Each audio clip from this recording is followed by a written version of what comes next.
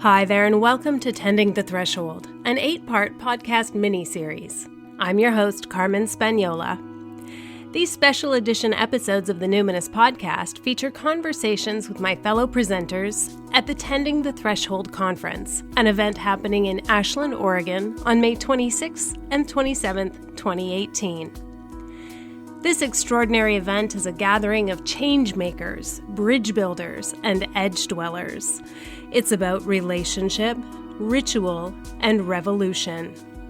It's an experience of radical togetherness, disruptive social change, and emergent creativity. There will be art, beauty, play, grief, gratitude, conflict, intimacy, and community. In other words, this is not the patriarchy's conventional conference. The container at this unconference will be held by a group of 10 co-facilitators from 3 countries and many walks of life. The group includes poet and spoken word artist Tannur Ali, conflict engagement and resolution practitioner Aftab Erfan, equity and inclusion consultant Desiree Adaway, clinical psychologist and author Bayo Akomolafe, social entrepreneur Donnie Maclurcan, artist and death doula Rachael, educator, facilitator, and Indigenous rights activist Erfan Ortega, videographer and artist Bec Stupak, therapist, ritualist, and conference founder Truhlar, and myself, Carmen Spagnola. For new listeners, allow me to just briefly introduce myself. I'm a clinical hypnotherapist, a somatic trauma resolution practitioner, and a wilderness guide. As of spring 2018, this show, the Numinous Podcast, has been around for 4 years and over 100 episodes. And occasionally, I'll do a mini-series focusing on a singular topic. Throughout this mini-series, I'll be hosting conversations with my co-facilitators, exploring the threshold upon which we find ourselves as humans living in these challenging times. I'm asking each guest how they see the threshold and why they feel drawn to gather with others in Ashland to tend the threshold. In this first episode, I'm speaking with our MC and story weaver for the conference, Tannur Shewrightz Ali. Tannur is a poet and has been featured in every region of the U.S. as well as in Europe, stunning audiences with the insightful power of her words and voice. Tannur's Dancing Between the Realms national tour visited 25 cities throughout the U.S. The tour came on the heels of her winning the 2016 International Poetry Slam. A prolific writer and relationship builder, Tannur uses her poetry and poetic spirit as a force for engaging creative energy and power and as a rallying cry to build artistic and civic community. I connected with Tannur online. She was at home in Alabama.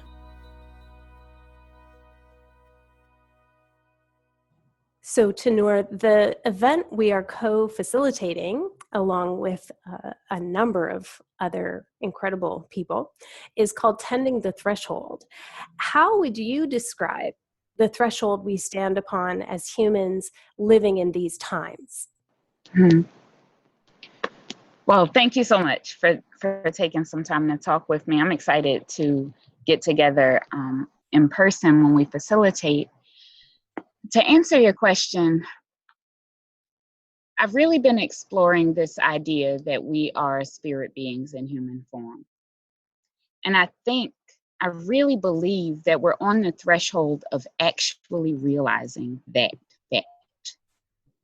I think we're on the threshold of identifying the limitations of our humanity without full inclusivity of our spirit selves. And so for me, that translates in a lot of ways. In our human form, we've done a lot of violence to each other, a lot of harm to each other, and created, I think, a lot more difficulty than is necessary in the world. And I think what's happening is that there's a transmutation of all of this energy that's been developed and that's been boiling, kind of from the folks who have been left in the underbelly of society. And that tension is rising up, I think, in a way that is volcanic. And I think we're on the threshold of creating a new landscape. I think that it's really necessary at this time in our state as humanity, with the evidence of the damage that we've done to the world, to each other, to the environment. I think we're standing at a place where we have to truly acknowledge it, and where we have to identify what our steps are going to be to healing those chasms that we've caused. And so, yeah, we're on the threshold of, I think, a complete shift in the way that we function internally and externally. So what role do you believe poetry plays in helping people deal with large-scale cooperation dilemmas like the ones you describe? I think poetry is this fantastic opportunity to sink in. A lot of times the words that are shared in poems are translated into feelings. And those feelings are ones that most people can relate to, from one experience in their lives to another.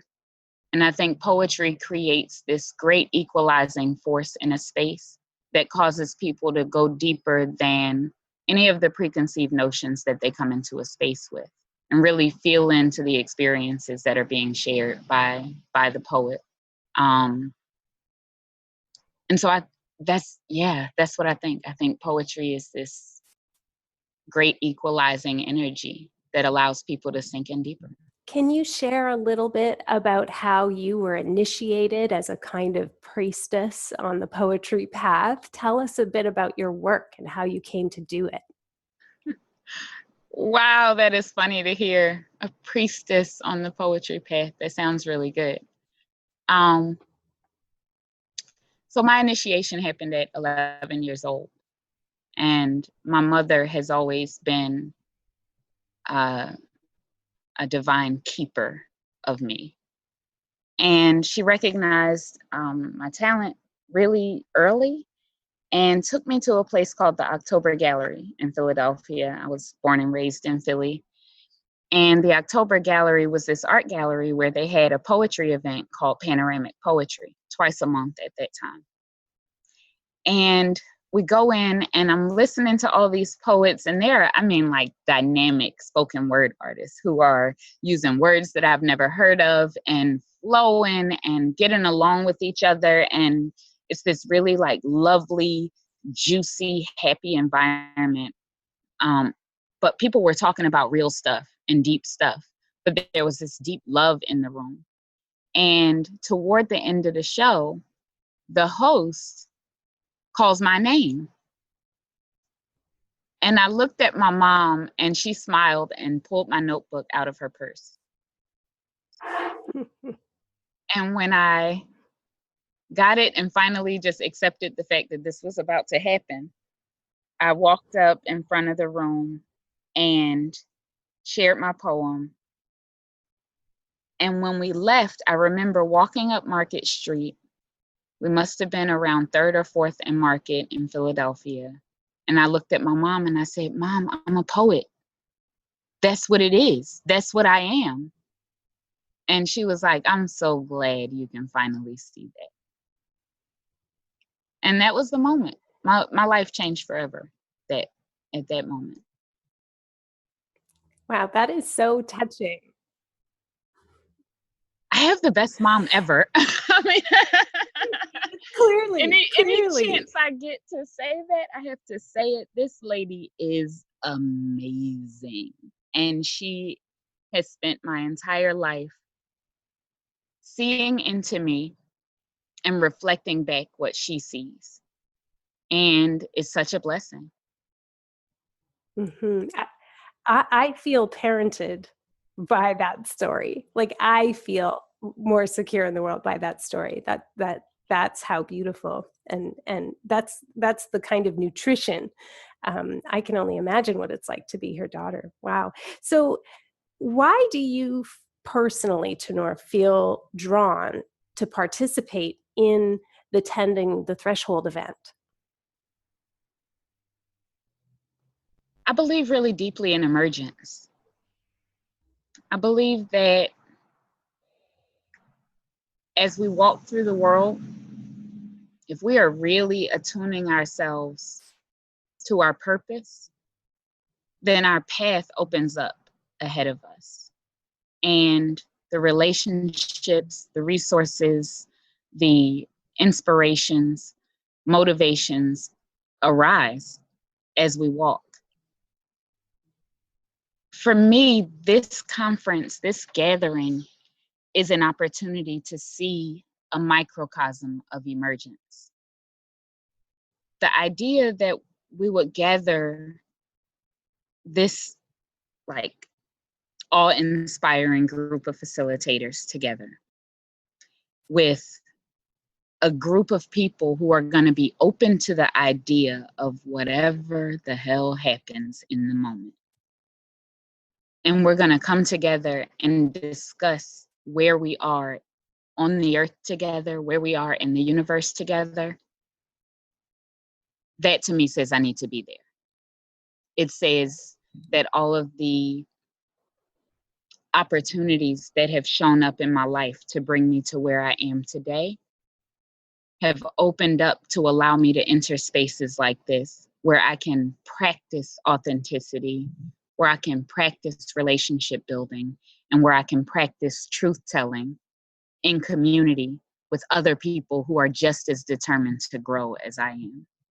Yeah, you speak my mind, Tannur. Thank you so much. I cannot wait to gather with you and experience and co-facilitate, hold space for, observe, just watch this microcosm of emergence unfold. Thank you so much for sharing time with me today. Oh my goodness, I'm so excited. And I really am floored by, I have to say Holly's name, Holly Truhlar, and the way that she's organizing and designing this event for me is so exciting and inspiring, because it says to me, it's another opportunity to realize that I'm not alone in the world, that there are other people thinking about these things and talking about these things and working on ways to build together collaboratively.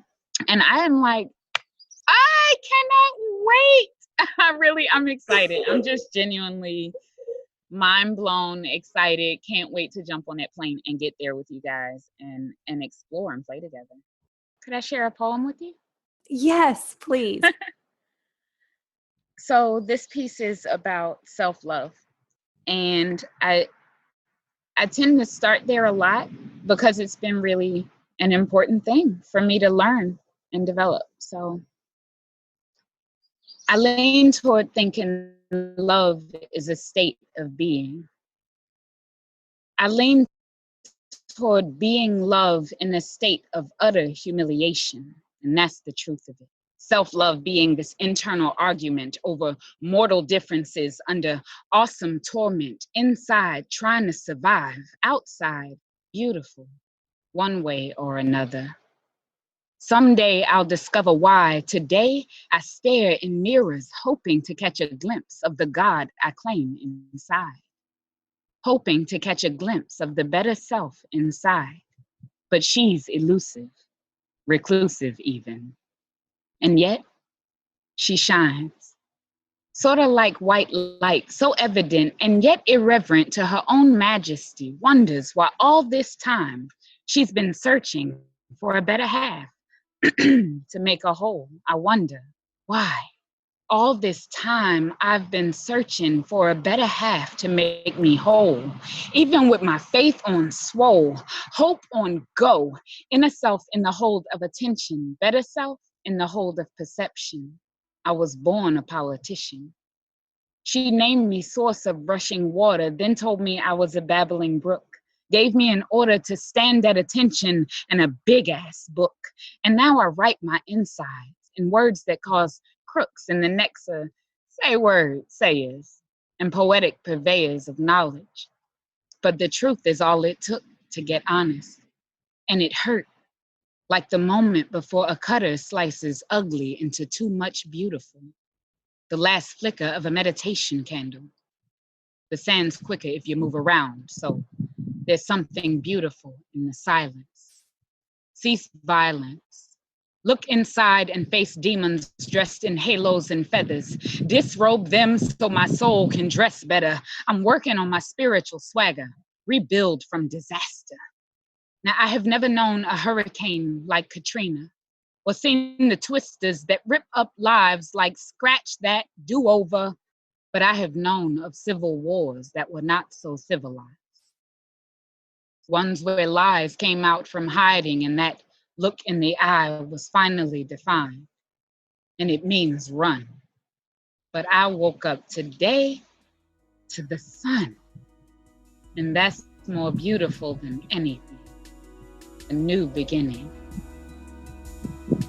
I think that's what we're creating. Oh, thank you. That was beautiful. Thank you. To find out more about Tending the Threshold and to purchase live or live stream tickets, go to tendingthethreshold.com. And please don't let money be a barrier. Organizers have a solidarity fund that sponsors people with marginalized identities and less financial privilege. If you have need and would like to attend, reach out to tendingthethreshold@gmail.com. I hope you'll join us.